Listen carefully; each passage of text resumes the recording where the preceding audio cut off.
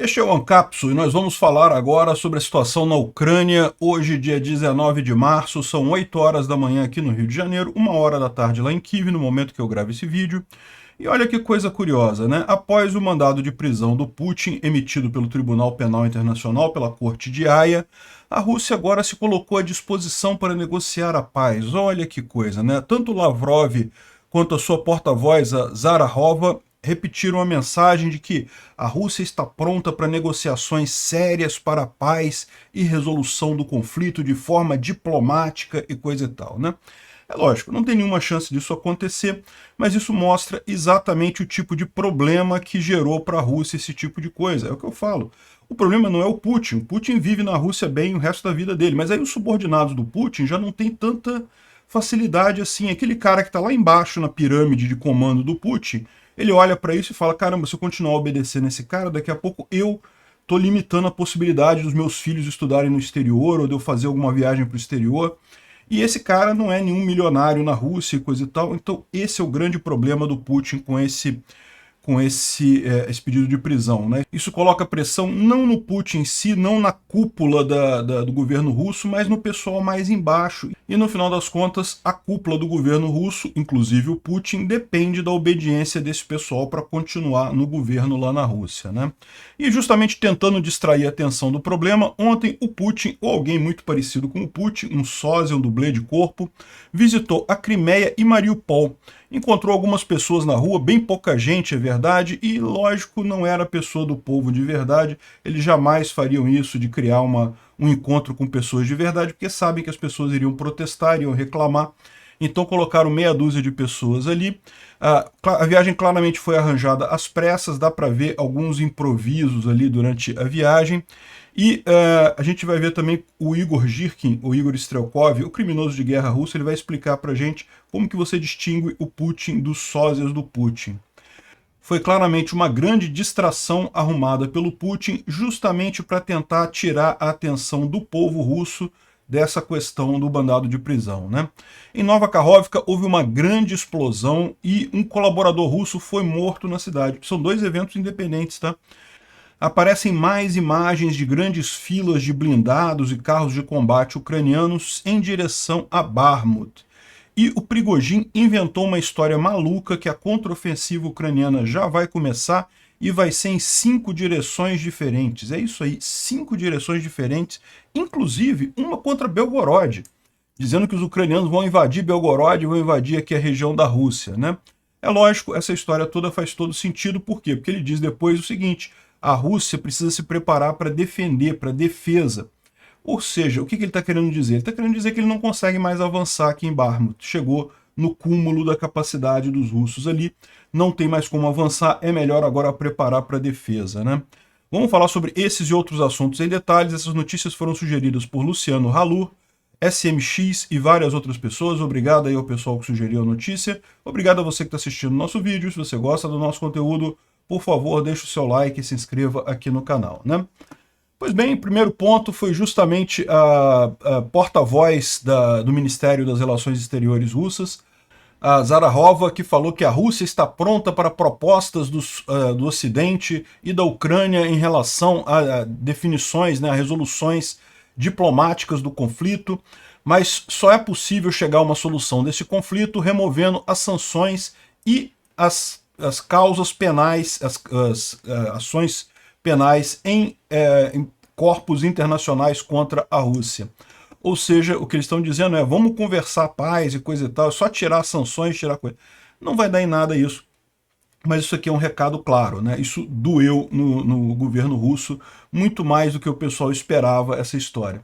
Tanto a Zakharova falou isso, como o próprio Lavrov também reforçou essas palavras, estão querendo agora negociar a paz.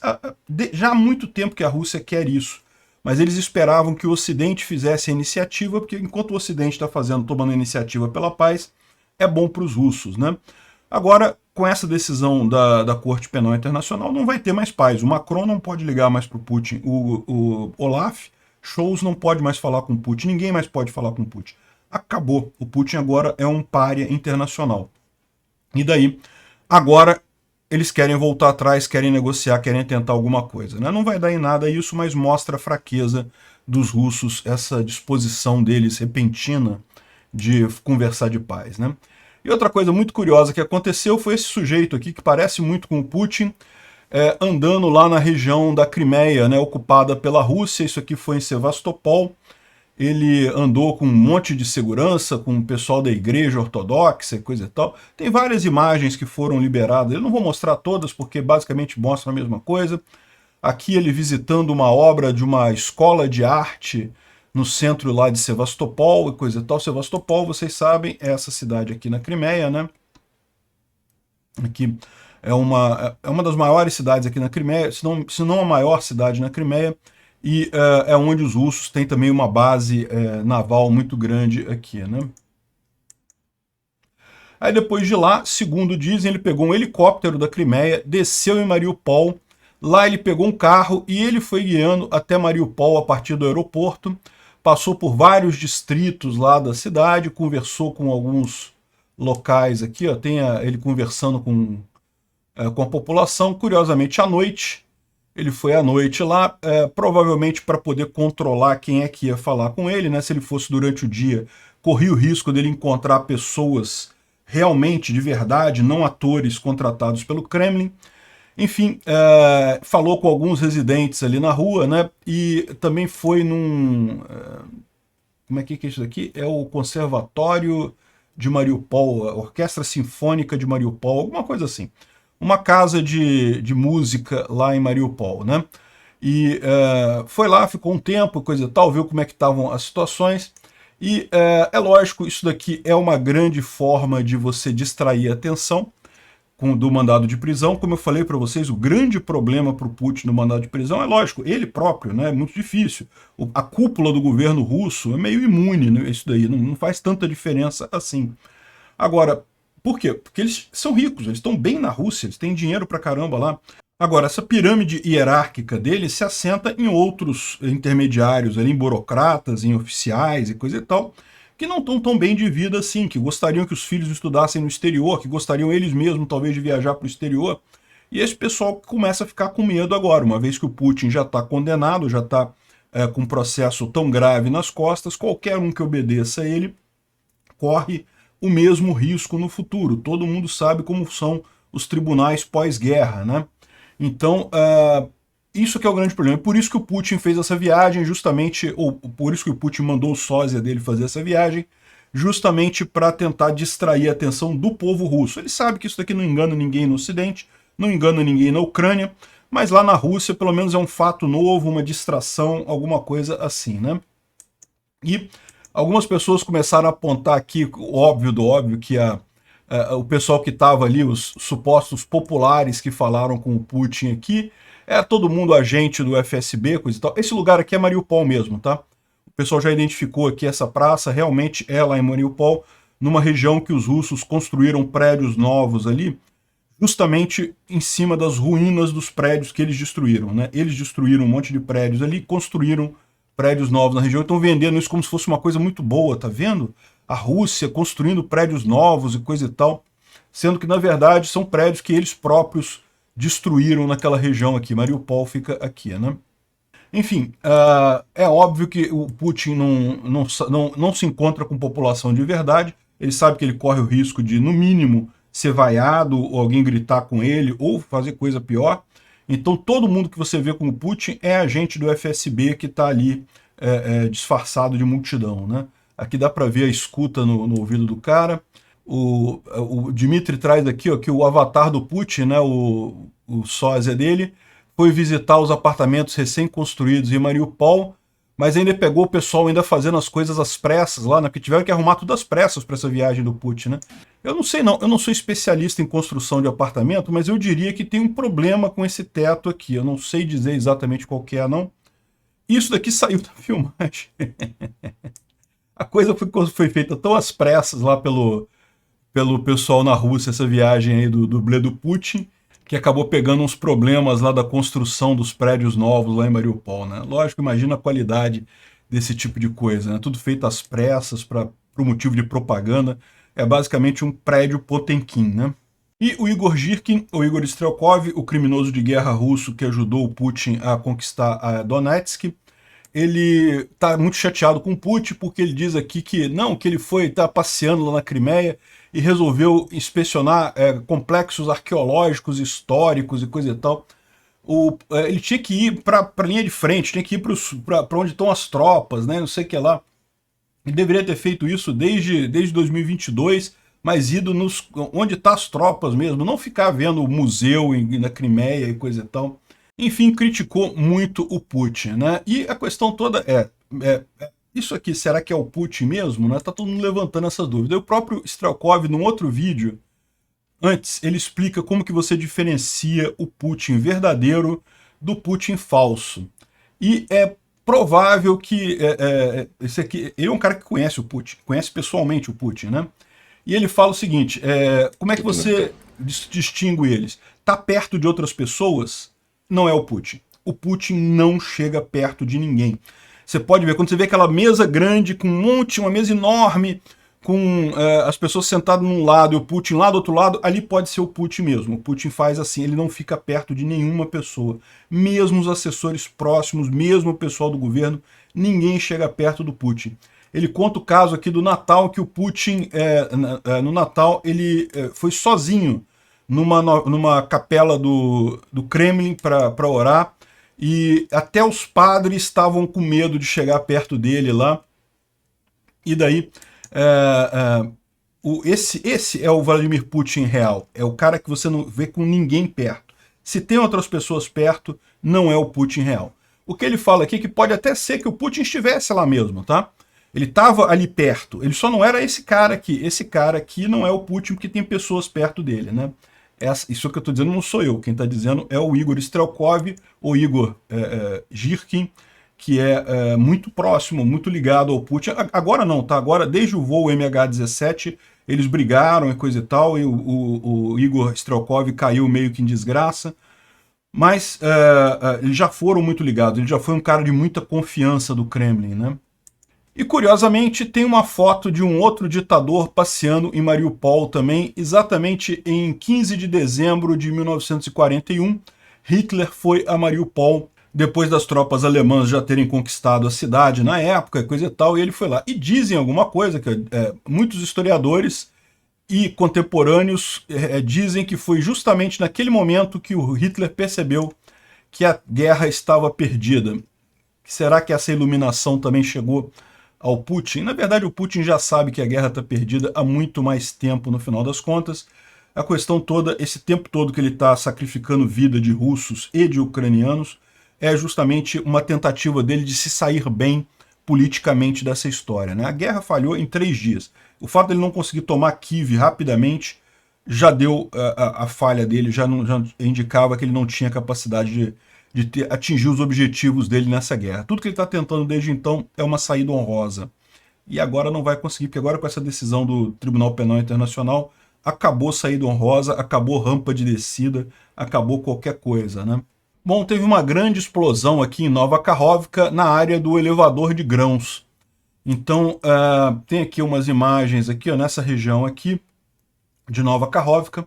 Nova Kakhovka, vocês sabem, fica aqui em Kherson, né, no Oblast de Kherson. É a cidade aqui na margem esquerda do Dnipro.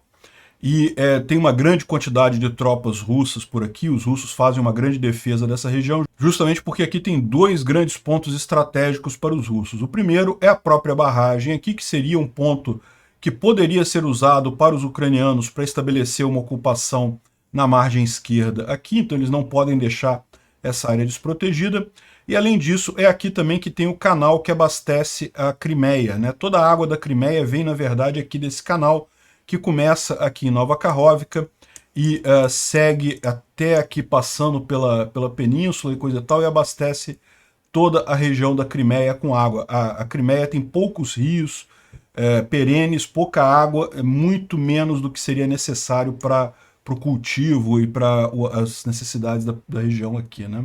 Isso aqui é uma imagem da explosão ali, né? A gente sabe que os ucranianos estão fazendo incursões do lado da margem leste, coisa e tal, embora não esteja certo se vai haver realmente uma frente por aqui, se os ucranianos vão tentar avançar nesse sentido, porque o rio é realmente um obstáculo significativo por aqui, né?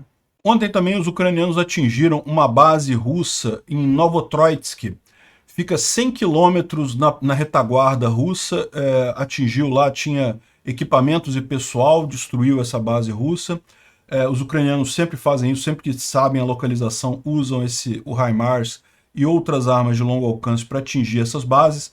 Só que 100 quilômetros dentro da retaguarda russa significa que HIMARS não chega lá, o HIMARS chega no máximo a 90 quilômetros. E mesmo nos 90 quilômetros, é muito raro os ucranianos botarem um HIMARS bem na beirada, bem na linha de frente, porque justamente seria arriscado perder esses equipamentos, né?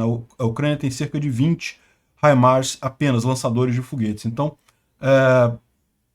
muito complicado entender o que houve aqui, provavelmente alguma outra arma que a Ucrânia está usando já há algum tempo para atingir coisas de mais longo alcance, né?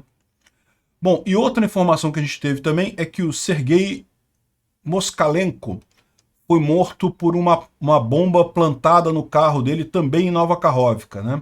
Então não tem nenhuma ligação com aquele outro acidente que teve lá, mas esse cara, ele era um empresário lá em Nova Kakhovka e ele era um colaboracionista, ou seja, ele começou a ajudar as tropas russas.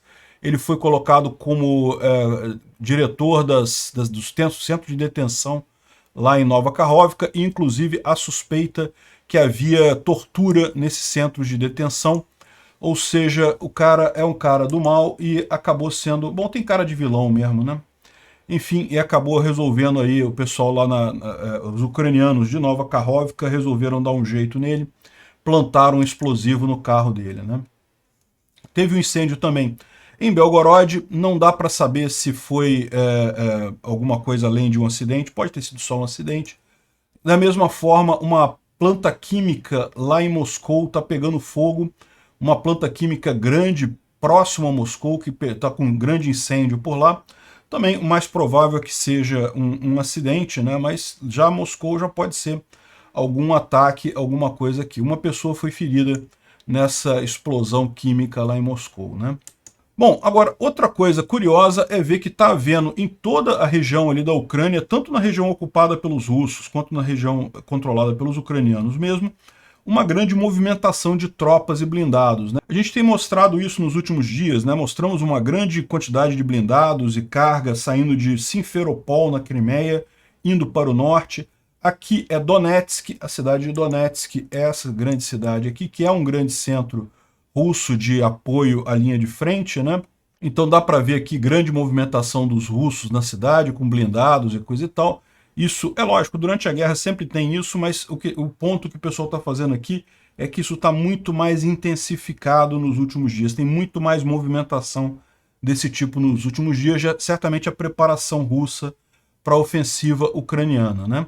E ontem a gente mostrou já esse vídeo aqui de uma carreira de MRAPs, né, que são carros blindados anti-mina em direção a Bakhmut, então essa grande coluna aqui nessa direção, e hoje surgiu um outro vídeo também de outra grande coluna de blindados ucranianos também em direção a Bakhmut, se preparando para avançar aí, né? Tudo indica que as preparações estão correndo com bastante velocidade, né? Isso daqui são reforços chegando a Bakhmut, segundo estão dizendo, isso daqui é em Chassivyar. Chassivyar, Bakhmut está aqui. Chassivyar, essa outra cidade aqui, que por óbvio está sendo usada pelos ucranianos como base para a defesa aqui de Bakhmut, né? O Prigozhin deu uma entrevista, soltou um pronunciamento, né, dizendo que as perspectivas para esse ano estão nebulosas e que os russos têm apenas um punhado de semanas para se preparar para a ofensiva ucraniana, ou de outro jeito vai ser muito tarde para beber Borjomi. Borjomi, pelo que eu entendi aqui, o Dmitry está explicando, é uma água mineral lá da Geórgia, muito famosa e coisa e tal, que o pessoal bebe ela para questão curativa, né, para você melhorar da saúde, né? Quando é tarde demais para beber Borjomi é porque os seus rins já foram destruídos, então não adianta mais, não tem mais salvação, né? E ele fala que nesse negócio, é lógico, né? Veja, ele é russo, ele está forçando aqui, dizendo que não, que a gente pode conseguir ainda e coisa e tal, mas ele coloca que o mais importante é justamente os russos se prepararem agora na defesa, concentrarem na defesa, segurarem essa contraofensiva ucraniana, né? E ele fala também que vai ser em 5 direções essa contraofensiva. A gente vai ver isso daqui a pouquinho aqui no Instituto para o Estudo da Guerra, eles descrevem essa ideia do Prigozhin, mas justamente uma ideia de que a impressão que dá é que ele está dizendo que, olha só, vamos parar de tentar atacar, de tentar avançar, vamos começar a concentrar em segurar a defesa, indicando que talvez ele realmente não consiga mais avançar em Bakhmut, né? Bom, antes da gente ver o Instituto para o Estudo da Guerra, vamos dar uma olhada aqui na linha de frente, mas eu adianto para vocês, teve pouca mudança. Aqui em Bakhmut, novamente, teve algumas tentativas russas em direção a Romov, sem avanço. Os russos tentaram atravessar o rio Bakhmutivka aqui no norte e não conseguiram, também foram repelidos pelos ucranianos. Teve tentativa de avanço pelo sul também, e também sem sucesso, né? Na região aqui próxima à estátua do avião, os ucranianos fizeram uma contraofensiva e expulsaram os russos aqui, diminuíram um pouco aquele avanço que os russos tinham conseguido nessa região aqui. Vocês lembram, eu falei sobre isso ontem, que a grande preocupação minha é justamente isso, porque aqui é uma área que, se os russos conseguissem se firmar nessa região aqui, seria uma ameaça para o pessoal que está aqui, para T-0504, e de fato, ontem os ucranianos fizeram um grande contra-ataque nessa região aqui, e voltaram os russos para a região da floresta aqui, que é por onde eles chegaram aqui, né? Então ele já não tem uma posição firme aqui no sul de Bakhmut. Enfim, tá praticamente a mesma coisa, não tem nenhuma grande mudança aqui em Bakhmut, né? Os russos continuam tentando avançar no norte também, mas também sem sucesso. Tentaram tomar Griorivka, também sem sucesso. Orihovo, Vasilivka também sem sucesso. Zaliniansk, eles chegaram a tomar alguns dias atrás. Enfim, mas a situação aqui continua estabilizada também por aqui. A questão mais preocupante, como a gente falou, é justamente aqui em Avdiivka, que os russos parece que ganharam realmente um pé lá em Krasnohorivka, pelo menos uma parte da cidade dizendo que já está na mão dos russos, e eles estão agora tentando atingir Stepov, né? De novo, é aquilo que eu falei para vocês, a situação é preocupante, é ruim aqui em Avdiivka, tomara que eles não consigam avançar mais, mas enquanto a parte sul aqui não conseguir avançar também, não é preocupante para os ucranianos, uma vez que ainda tem um monte de linhas de comunicação aqui, é uma questão de tempo até os ucranianos retomarem aqui essa região, né? E finalmente parece que teve tentativa ontem também de avançar sobre Vuhledar, mas não tiveram sucesso da mesma forma, né? Finalmente, lá em Kupiansk, lá no norte, teve também tentativa de avançar aqui mais para o sul, aqui em Kupiansk. Kupiansk, a gente está falando dessa região aqui em Luhansk. Tem estado bem parada essa região aqui, né, sem nenhum grande avanço. Os russos tentaram avançar aqui para Maziutivka, mas sem sucesso também ontem, né? Bom, o Instituto para o Estudo da Guerra fala algumas coisas aqui interessantes, fala sobre o ataque de drones que teve ontem, fala sobre campanhas do Putin, mas isso aí é menos interessante, a gente já falou sobre essas coisas. Agora, ele coloca aqui justamente que parece que o Prigozhin está tentando colocar as condições informacionais para explicar o fim, ou a limitação do avanço do grupo Wagner em Bakhmut, né?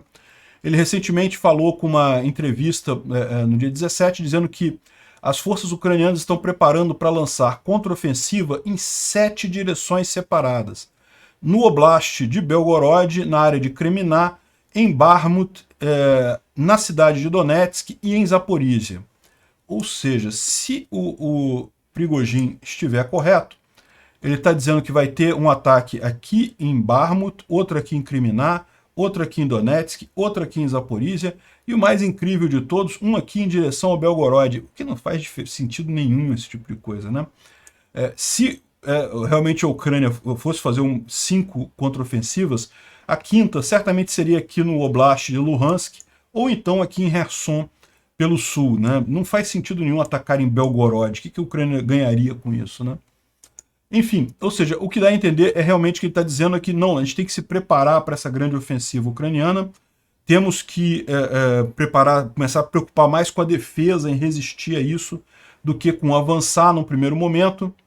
Ou seja, isso daqui é só uma fantasia dele, não vai acontecer esse tipo de coisa, não tem lógica nenhuma, mas indica que ele está justamente querendo arrumar uma desculpa. Ó, galera, vamos ter que defender agora, temos que preocupar com a defesa e coisa e tal, não dá mais para avançar tanto. E o fato dele dizer que são em 5 direções diferentes é que ele está querendo dizer que, olha só, não é só comigo não, o exército russo também não está avançando não. Enfim, ele está realmente falando para se justificar no final das contas, né? E continua o processo de segregação do Prigozhin dentro da Rússia, né? Muitas empresas e pessoas lá no Kremlin têm evitado o contato com o Prigozhin, justamente preocupados com a possível implicância do Putin com relação a ele, né? Embora o Kremlin e a elite russa não gostem mais do Prigozhin, a população russa gosta, porque de fato ele é o único que conseguiu alguma coisa avançando ali em Bakhmut nesses últimos meses, né? E agora parece que lá as lojas de móveis lá em Moscou estão vendendo a marreta do Prigozhin. Para quem não lembra por que essa marreta é famosa, a gente fez um vídeo sobre isso. Na época, teve um prisioneiro do grupo Wagner, né, um daqueles caras que eles recrutam na prisão, que estava lutando com eles, e o cara em determinado momento desertou, fugiu para a Ucrânia, e os ucranianos fizeram ele prisioneiro, depois trocaram ele numa troca de prisioneiros, então ele voltou para os russos entregaram ele para o Wagner, e o grupo Wagner fez questão de filmar, né, a execução dele com uma marreta, né? O cara foi colocado num banco com a cabeça amarrada no banco e explodiram a cabeça dele com uma marreta. Mais uma visão. Por que o Wagner faz isso? Por que o grupo Wagner faz isso? Justamente porque ele domina a tropa dele por base no medo, né? Se você não avançar, se você recuar, a gente vai te matar de qualquer jeito. Então é melhor você tentar avançar para ter alguma chance de estar vivo, porque se você recuar, a gente vai te matar. E essa política de medo, por mais que seja cruel e coisa e tal, acaba tendo algum resultado, é o motivo pelo qual o grupo Wagner consegue avançar alguma coisa ali na Ucrânia, né? Mas certamente não é algo sustentável, porque os prisioneiros, o pessoal nas prisões russas, já não querem mais ir para o grupo Wagner, por motivos óbvios, né? Sabem que vão chegar lá e vão enfrentar esse tipo de dilema, melhor ficar cumprindo pena e continuar vivo, né? Mas enfim, em Moscou faz sucesso, aqui olha só, o pessoal compra mesmo esse tipo de coisa, embora, e talvez por isso justamente que o Putin esteja tão chateado com o Prigozhin. O Prigozhin, em termos de visão lá na Rússia, está muito bem. Bom, uma boa notícia que a gente recebeu aqui, o John Kirby, que é o coordenador de comunicação estratégica do Conselho de Segurança Nacional da Casa Branca, né, ele disse que nos próximos dias a gente vai transferir para a Ucrânia aquelas armas que vão ser uma ajuda significativa nessa contraofensiva aí nas próximas semanas e meses, né? Provavelmente ele está se referindo a coisas que já foram acertadas antes, mas que vão estar sendo entregues nesse momento. Será que ele está dizendo os Abrams? Os Abrams estavam para chegar lá. Vamos ver se já chegaram, se é isso que ele está falando, né? Uma outra coisa curiosa, os ucranianos, recentemente eles fizeram um ataque ali em Zaporizhia, a gente falou sobre isso, né? Chegaram a atingir as trincheiras russas ali, não avançaram, foram repelidos, mas chegaram a atingir, e aí curiosamente eles encontraram um panfleto explicando as 10 regras do combate urbano para soldados russos, e algumas delas são bastante curiosas, né? Olha só, quando você estiver se movendo em pares ou triplas, e caso o inimigo entre você e o seu parceiro, os seus parceiros, você deve atirar na direção do inimigo. Ignora que o seu parceiro pode ser ferido também. O pessoal realmente não tem essa não, né? Enfim, você deve atirar na direção do inimigo, não importa a presença dos seus camaradas naquele mesmo setor, né? Se eles morrerem, é azar deles. Importante é atingir o inimigo. Quando um dos membros do grupo estiver ferido, a ajuda médica só será provida quando o edifício estiver completamente limpo para as outras tarefas e coisa e tal. Ou seja, se você se feriu no início da invasão, boa sorte aí. Enfim, só para mostrar aí mais os absurdos aí do exército russo, né? Outra coisa curiosa, digna de nota, que aconteceu foi um adolescente de 15 anos que extinguiu o fogo eterno que tinha em Mojavsk, uma região lá na região de Moscou, e ele chegou ali pertinho, pegou um extintor de incêndio aí de pó químico, provavelmente, colocou ali no lugar da chama eterna, né, o extintor. Com o calor da chama acabou explodindo, no que explodiu soltou o líquido extintor, o pó químico extintor de incêndio e acabou apagando a chama eterna. E o pior é que isso pode dar uma dor de cabeça, porque isso aqui provavelmente é alimentado com gás, né? O gás continua fluindo depois, pode fazer um bolsão de gás significativo ali na região com isso daqui, né? Bom, os Estados Unidos se declarou oposto ao plano de paz da China, né? Isso aqui é só um detalhe operacional aí, porque na verdade a China já tinha proposto esse plano de paz já há algum tempo e estava óbvio que não tinha chance nenhuma, né? O plano de paz da China era basicamente um cessar-fogo. Cessar-fogo só interessa à Rússia nesse momento, não interessa a ninguém na Ucrânia, a ninguém no mundo civilizado interessa um cessar-fogo neste momento. Então, só ficou agora formalizado que os americanos não têm interesse nesse plano chinês, né? É lógico, eles não são eles que decidem, quem decide são os ucranianos, mas os ucranianos também não vão ter interesse nesse tipo de plano. E, finalmente, mais uma vergonha aqui do Brasil, o Fachin disse que pode extraditar o espião russo, né? Ele condicionou a extradição a garantias de Moscou. Que mané garantia? O cara é espião de Moscou. É lógico que ele vai chegar lá, ele vai ser bem tratado lá em Moscou.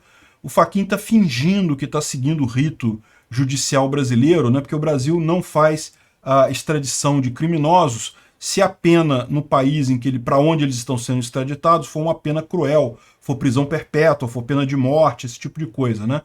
Isso é comum em direito internacional, né? Os países só fazem extradição para outros países onde aquele criminoso, a pena que ele teria seria uma pena ou a mesma daqui do Brasil ou menor, nunca uma pena maior. Mas esse caso aqui não tem lógica nenhuma, porque o cara é um espião russo e eles estão querendo extraditar ele para a Rússia e estão pedindo garantias do governo russo de que o cara não vai ter uma pena grande lá. Que idiotice é essa? Não faz sentido isso, esse cara tinha que ser extraditado para os Estados Unidos, tem que manter ele preso, porque ele é um espião russo. Ele tentou usar o nome do Brasil para infiltrar na Corte Penal Internacional como estagiário lá, né? Eu acho um absurdo isso, não deveriam extraditar esse cara de forma alguma. Tem que apodrecer na cadeia. Tinha que mandar esse cara para complexo penitenciário, para as piores penitenciárias do Brasil e deixar o cara lá, pô. Isso aqui é o pena que ele merece, né? É o que eu falo, o Brasil tem tanta infiltração russa, mas tanta infiltração russa, que eu fico me perguntando até que ponto que o Fachin não está dando essa decisão para ajudar os russos, né? Até que ponto não chegou nele aí alguma proposta russa para ajudar eles. É óbvio que extraditar o cara, o governo russo vai perdoar ele lá. Evidente, é espião russo. Obrigado por assistir o vídeo até o final. Além de curtir, compartilhar e se inscrever no canal, considere se tornar patrocinador com valores a partir de R$ 1,99. Clique no botão Seja Membro abaixo para saber as condições e vantagens de patrocinar o canal. Mais informações sobre o nosso projeto, visite nossos sites indicados na tela.